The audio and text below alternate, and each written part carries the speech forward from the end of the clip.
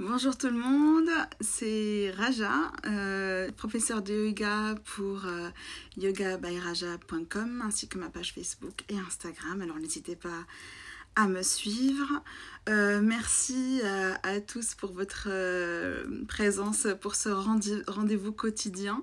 Donc comme j'ai expliqué, durant toute la période du confinement, il y aura une posture par jour qui sera expliquée, racontée et puis surtout je vous dirai les bienfaits de la posture à chaque fois, d'accord?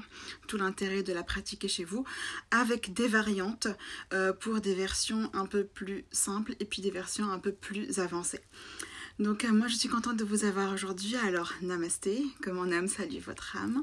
Et puis aujourd'hui on va pratiquer ensemble la posture du triangle qui s'appelle Utthita Trikonasana. C'est une posture d'équilibre en fait, donc je vais vous raconter l'histoire de cette posture, peut-être que ça vous donnera envie de la pratiquer encore plus. Trikonasana, ça veut dire donc la posture du triangle.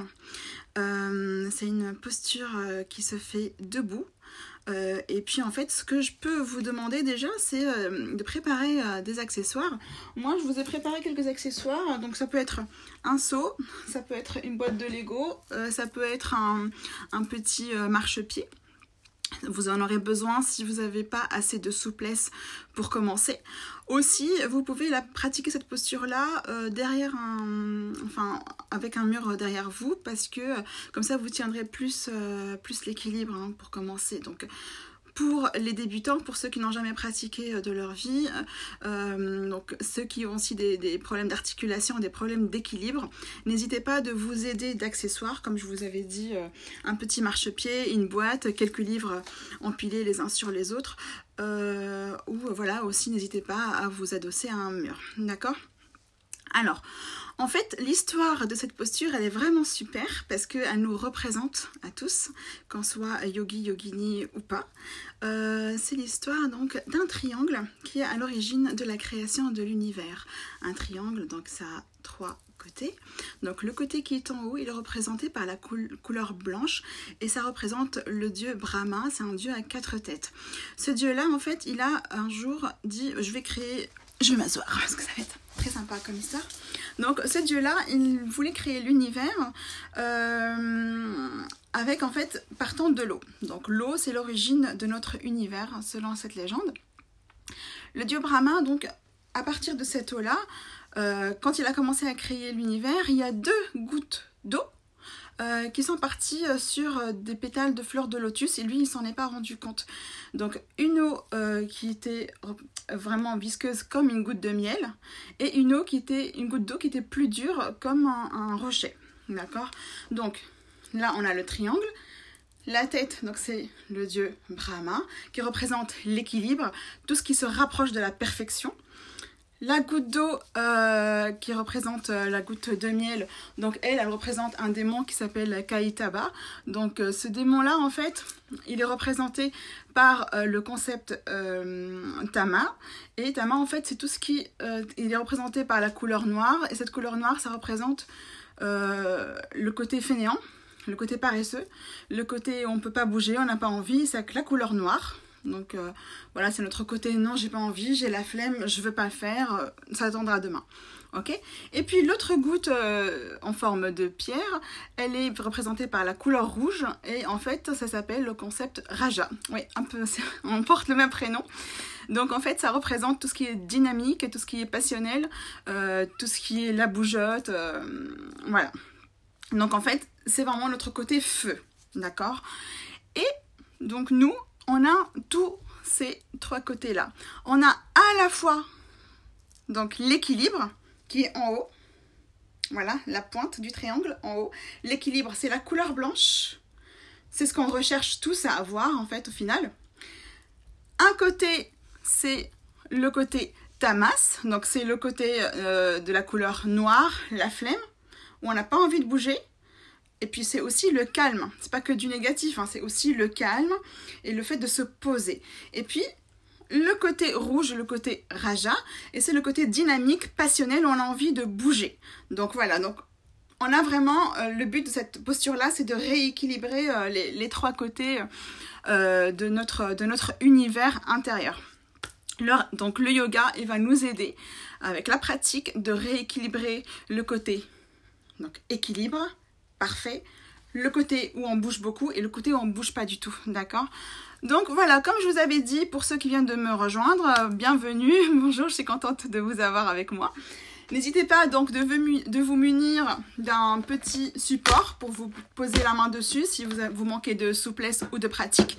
Et puis aussi, vous pouvez vous adosser à un mur pour la posture qui vient de Trikonasana. Ok, la posture du triangle pour rééquilibrer.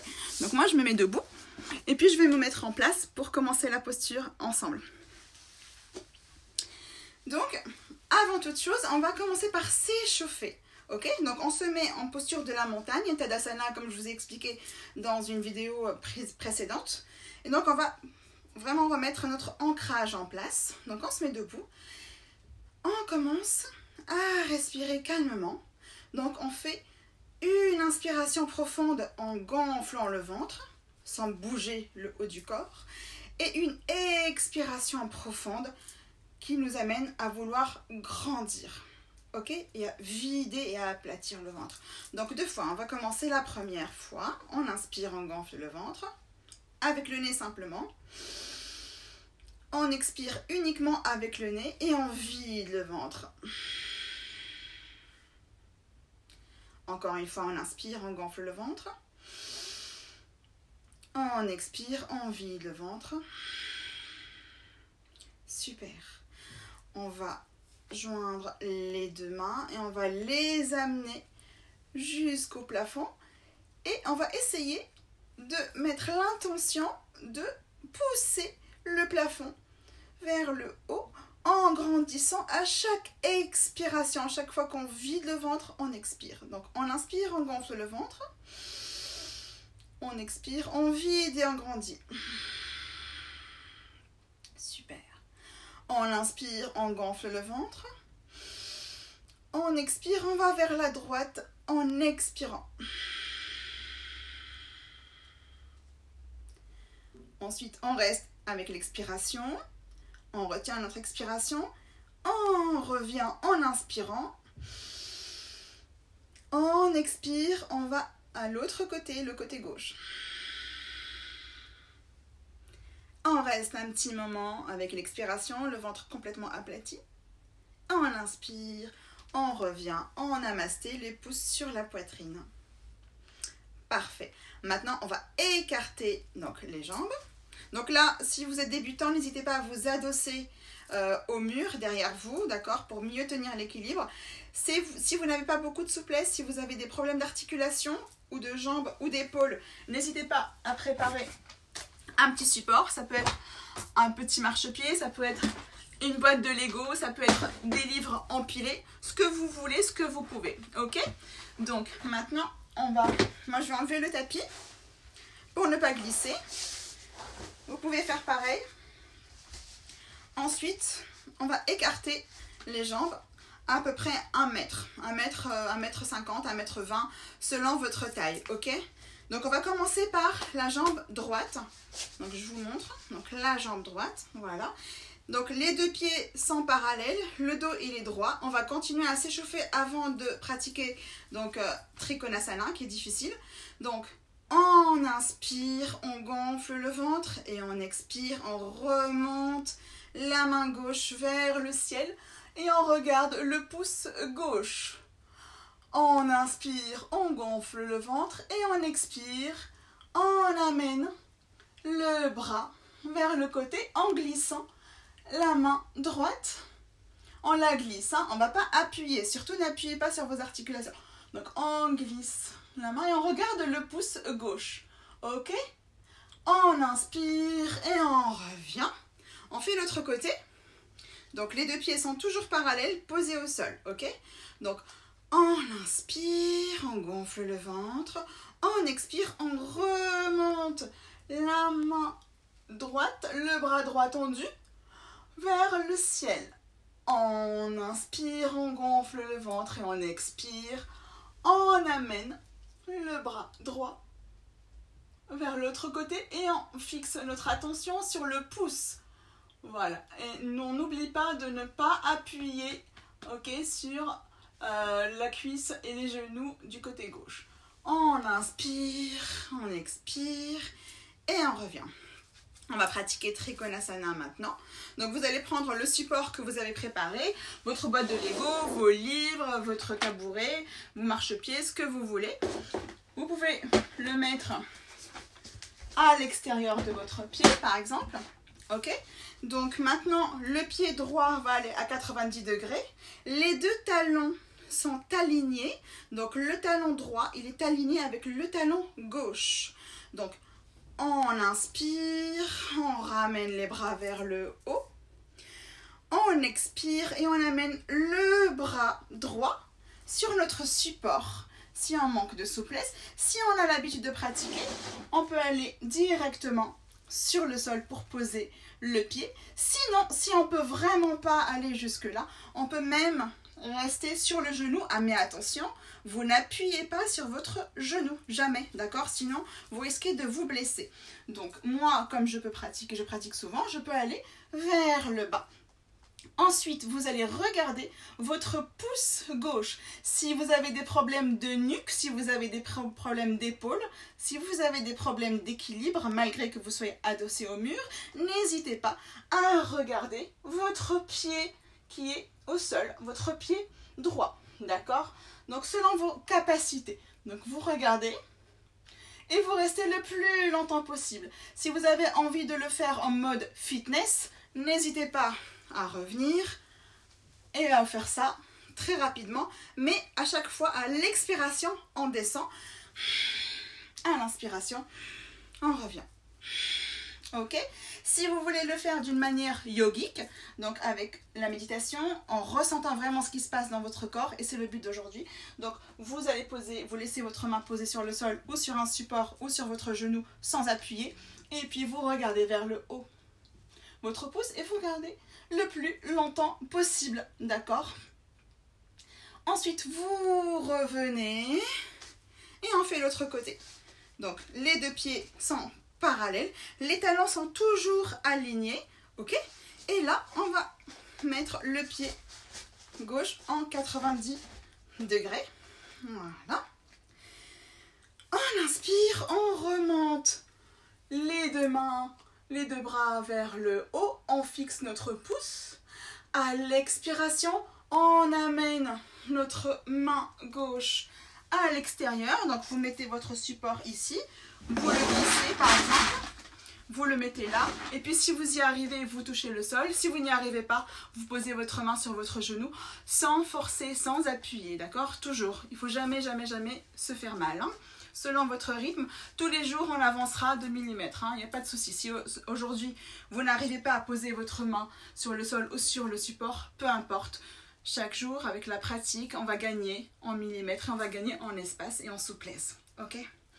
Donc, on expire, on amène la main gauche à l'extérieur du pied gauche et la tête se tourne vers le pouce droit qui est vers le ciel. Si on a des problèmes de nuque, d'équilibre ou d'épaule, on regarde donc l'orteil gauche. Ok? Parfait. On peut aller plus loin. Donc on revient. Les deux pieds parallèles. Et pour une version plus avancée de la posture Trikonasana, on va faire une torsion. La torsion, ça va être vraiment génial pour la digestion, pour les maux de ventre, pour le stress, pour l'effet effet boule au ventre. Ok? Donc, à l'expiration, on amène la main droite vers le pied droit qui est à 90 degrés. On a toujours les talons alignés. On regarde vers le haut la main gauche. Ensuite, la main gauche, on la pose à côté du pied. Donc, on peut toujours se servir de notre fameux support ou pas. Et ensuite, à l'expiration, on amène la main droite vers le haut et on regarde notre pouce. Ça, c'est une version avancée, d'accord? C'est une torsion en triangle.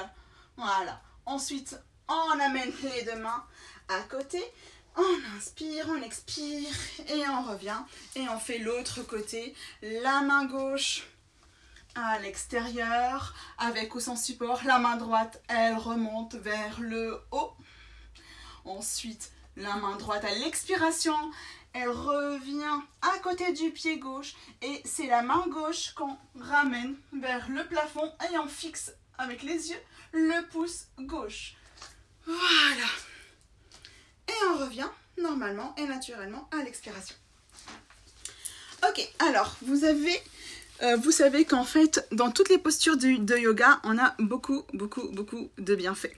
Par exemple, on a des effets sur le physique, on a des effets sur le plan esthétique et on a également un effet sur le mental. Donc maintenant qu'on a rééquilibré les trois couleurs, le blanc, le rouge et le noir, on se sent plus équilibré. On a ainsi sur le plan physique, donc étirer le dos, étirer les épaules, les bras, les cuisses. On a également affiné notre taille grâce à la torsion ou pas, parce que de toute façon, lorsqu'on appuie sur un côté ou sur l'autre, on va vraiment écraser en fait les petits tissus adipeux qui se retrouvent ici et donc on affine la taille. Ça c'est le côté esthétique. Pour le côté bienfait physique, là en fait on a vraiment soulagé les douleurs. Si on est en préménopause, on a nos règles, ça soulage. Si on a des problèmes de digestion, des problèmes de transit, uniquement si on est constipé par exemple, si on a la diarrhée, on va peut-être éviter cette posture pour l'instant. On la refait après quand on se remettra sur pied, d'accord? Donc on améliore le transit, on améliore la digestion, on masse nos organes également, qui ont vraiment besoin de ça. On renforce les cuisses, on renforce les mollets, on renforce les chevilles grâce à cette posture. En plus, sur le plan mental, on va renforcer notre mental, on va améliorer notre concentration. On va calmer toute l'agitation du mental, on va soulager le stress également. N'oubliez pas de la faire avec la respiration que je vous ai indiquée. Donc chaque effort, on le fait à l'expiration, d'accord? Et puis on essaie à chaque fois de retenir notre périnée, d'accord? C'est un exercice en plus. Donc dès qu'on peut renforcer notre périnée, on n'hésite pas à le faire. Voilà mes chers amis, aujourd'hui donc c'était notre série spéciale confinement, un jour une posture qui continue tous les jours à 14h. N'oubliez pas de vous abonner à ma page, à liker la vidéo si vous avez aimé. Moi ça me fait plaisir de voir que vous avez aimé vraiment, donc ça m'encourage à continuer à diffuser tous les jours pour vous. Moi je me mobilise pour vous faire du bien et j'espère vraiment avoir réussi à le faire. Et puis, n'hésitez pas à vous abonner, à me suivre. Moi, je vous dis merci. Merci d'être là tous les jours. Courage pour le confinement, pour vous, pour vos proches. Et puis, gardons l'équilibre mental, gardons l'équilibre physique. Et puis, si vous voulez en faire profiter cette vidéo pour vos amis, n'hésitez pas à la partager autour de vous. Merci beaucoup, mes amis. À demain à 14h, soyez au rendez-vous. Au revoir. Namasté.